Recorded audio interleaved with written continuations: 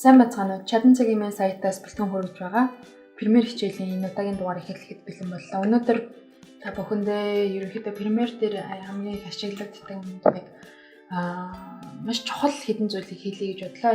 Энэ юу вэ гэхлээр магадгүй гар утсаар хэлэх юм бол бид нэр settings зэс рүү орж байгаа гэсэн үг. Тэгээд премьерээс одоо хэрхэн энэ одоо юу гэдэг энэ тохиргоонуудаа яаж шийдэх вэ гэдэг. Энэ дундаас хамгийн чухал юм нэг хэдхээнийг би та бүхэнд хэлээд байгаа. Үлдний та бүхэн өөрсдөө бас ухаж энэ яад юм бол тэр нь яад юм бол гэдгийг ухаж ойлгох байхаа гэж бодож байна. За тэгээд эдгээр зэснээс preferences эндээс ингээд бид нэр премьерийн энэ программын тохиргоог хийж болдог байгаа. Тэгээд за жишээ нь general гэдэг бид нар орё. Ерөнхий одоо зэс гарч ирж байна. За эндээс appearance гэдэг бол энэ project-ийн ерөнхий одоо үзэмж гэх юм уу, цагаан байх уу, одоо цагаарлалтай байх уу, highlight нь хэр байх уу, энийг анзаарч байгаа. Энэ тодрлтыг хараарай. Хөдөлчлээ, тодулчлаа. За гэх мэтчлээ. За энэ бол ерөнхийдөө appearance гэдэг одоо өнгө төрхнөл юмнууд байгаа. Энэ бол ажиллагаад бол нэг чухал биш байгаа. За энийг мэдсэн байхад гэмбүү. Яг тэгэхээр энэ аудио хардвер заримдаа бидний ингээд ямар чихвч оруулж байгаа.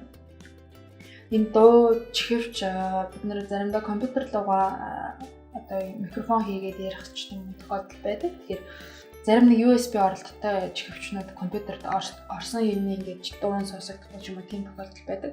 Эндээс тохиргоог нь хийж болно. За жишээ нь эндээс speaker одоо яг энэ дараад ерөнхийдөө оролдоод үзэх хэрэгтэй.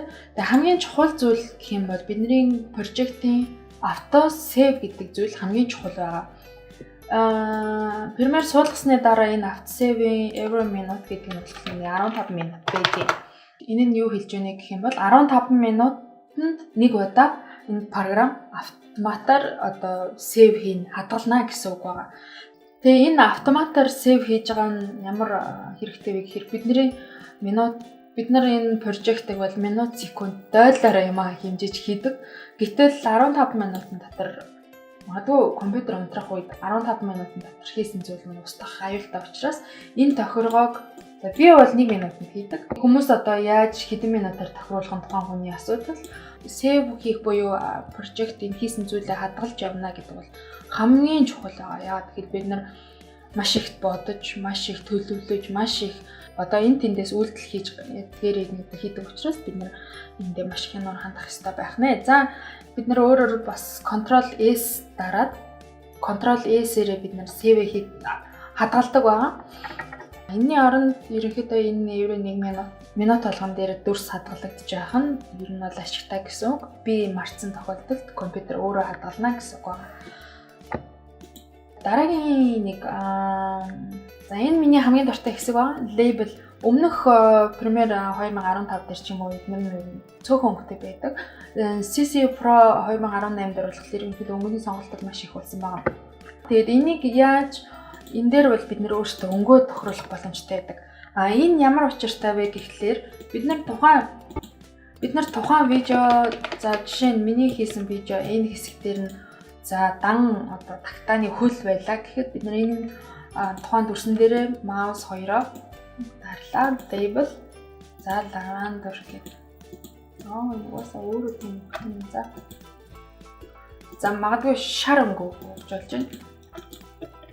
За ингээд өнгө нь өөрчлөгдөж байгааг та бүхэн харж байгаа. Ингэснээр энэ ямар ач холбогдолтой вэ гэхлээр за энд маш олон ингээд дүрс өрөө тавьчихсан байгаа тохиолдолд за миний next дүрс бол энэ. За эсвэл энэ дээрээсээ би за энэ одоо доржин яриа зөвхөн энэ доржин яриаг авах шаардлагатай бол би ингээд эндээсээ ингээд доржин яриа хаана вэ гэд хайгаадах шаардлагагүйгээр зөвхөн шар өнгөтэй дүрсэн дээр очиход би доржин яриан дээр шууд очих нь байна. За жишээ нь эндээс дахиад өөр өнгөийг өгөөд за label 2.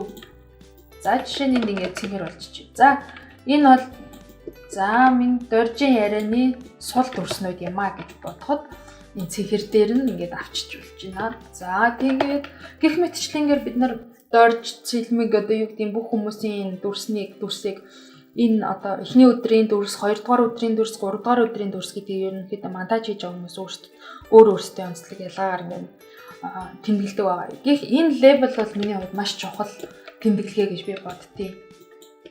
За өшөөнийг жишээ харуулхад би одоо өмнө өөрийнхөө хийжсэн нэг прожект дээр харуулъя.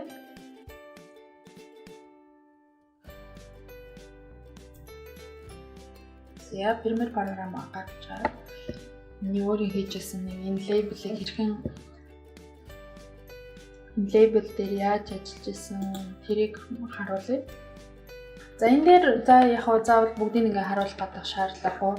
Эндээс та бүхэн харж байгаа бол миний ашигласан лейблүүдийг ашиглаж болж байна. За одоо жишээ нь энэ гүн ногоонууд дээр дандаа хүний яриа явж байна. Энэ дээр болохоор энэ дээдлийнх дээр болохоор одоо контраст өнгөнүүд маань ийм контраста өгсөн байна. Дээр нь биччихсэн байна.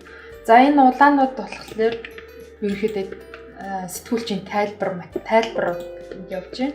За энэ ногоонууд нь болохоор дуунууд нь явж байна. Үлдсэн энэ цэнхрүүд нь болохоор миний одоо нөгөө нэг сул дүрснүүд одоо доржийн сул дүрснүүд энэ ярианы сул дүрснүүд явж байна гэж ойлгож болох нэ.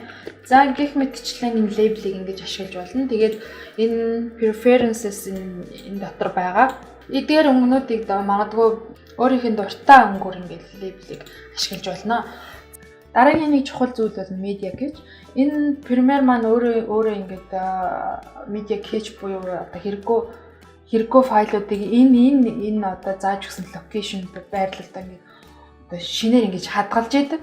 Энэ нь бидний монтажинд одоо нөлөөлөхгүй хэрнээ одоо бидний C хардыг тодорхой хэмжээнд ачаалж яадаг байгаа. За ингээд нэг жоохон шилжсэн чи миний компьютер маань шаа ой дочмитэй болоод. За C hard маань одоо жишээ нь media cache дээр ингээд 69 гигабайт ч юм уу ингээд энэ дээр одоо илүү файлууд байгаа. Би энэ media cache устгах юм. Энэ дотор байгаа илүү хадгалагдсан дүрс юу гэдэг юм. Тэр зураг энэ болгоныг би эндээс устгаж болно. За жишээ нь ингээд бид нар энийг чагтлаад эндээс устгаж болно. Ер нь бол энэ тохиргооны preferences гэдэг энэ хэсгийн одоо тохиргоонуудыг бол та нар өөрсдөө ингээд маш сайн судлах хэрэгтэй. Ямар үед юуг ашиглаж болдог вэ гэдгийг бас YouTube-с ч юм уу хараад ойлгочих. Ерөнхийдөө Premiere програмынхаа ерөнхий өнгө төрхийг агуулгыг ойлгоцсон тохиолдолд энэ бусад юмнуудыг бол бид нар YouTube-с хараад ашиглаад суралцах боломжтой байгаа. За тэгээд өнөөдрийн хичээл маань хамгийн чухал зүйл бол автосейвийг та нар хизээж битээ март энийг хамгийн бага хугацаанд 1 минутаар байлгадаг ч юм уу. 1-3 минутаас хэтрүүлээд хэрэггүй. Яагаад тэгэхээр 3 минутын хөдөлмөр гэдэг бол маш том юм байдаг учраас та нар маш их хүч хөдөлмөр байдаг учраас дараагийн 1-3 минутын дээр заавал тохируулаарай гэж би уриалж байна. За тэгээд гэхдээ яг тухайн хүний өөрийнх нь ажлын онцлог арга барил учраас тэрийг би бол бас тулахгүй Ctrl+A save хийгээд яваад иж болно. За тэгээд өнөөдрийн хичээл маань энд хүрээд өндөрлж байна. Тэгээд дараагийн хичээлээр эргээд уулзцгаая.